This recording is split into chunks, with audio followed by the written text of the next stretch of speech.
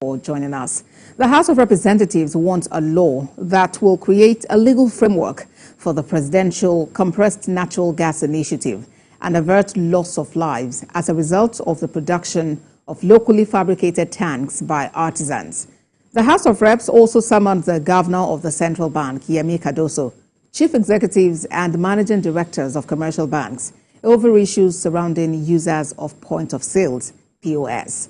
National Assembly correspondent Joke Adisa has details. Since the introduction of compressed natural gas initiative as alternative to petrol, Nigeria has recorded a number of fatalities as artisans seek to provide cheaper services to unsuspecting motorists.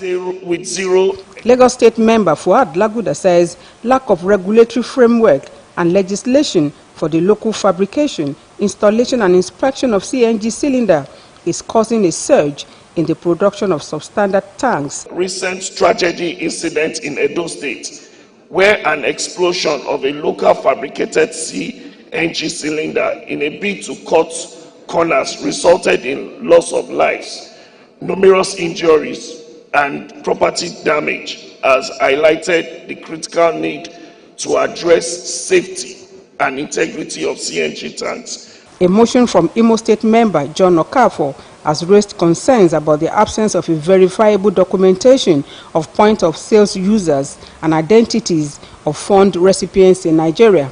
Mr. Okafor says this has created an avenue for fraudulent activities such as identity theft, money laundering, and unauthorized transactions. Proper documentation of POS users' identity fosters accountability among operators and users.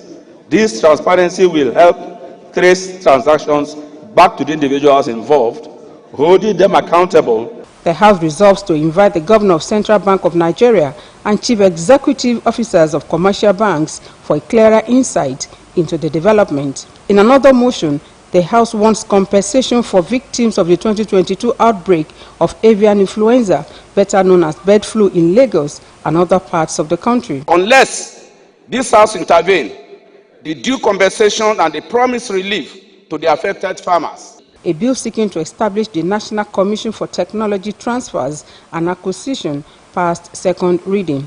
The sponsor, Clement Jimbo, justifies the need for the bill before parliamentary reporters. The phone itself is produced maybe in Finland, but the battery is assembled or produced in Korea. So there is a bilateral relationship between those two countries. And that is equally what we want to leverage. The lawmaker says the bill will leverage on Nigeria's population to enhance transfer of technology and create jobs for teeming Nigerian youths and thereby upscale the nation's economic growth. Joke Adisa, TVC News, Abuja.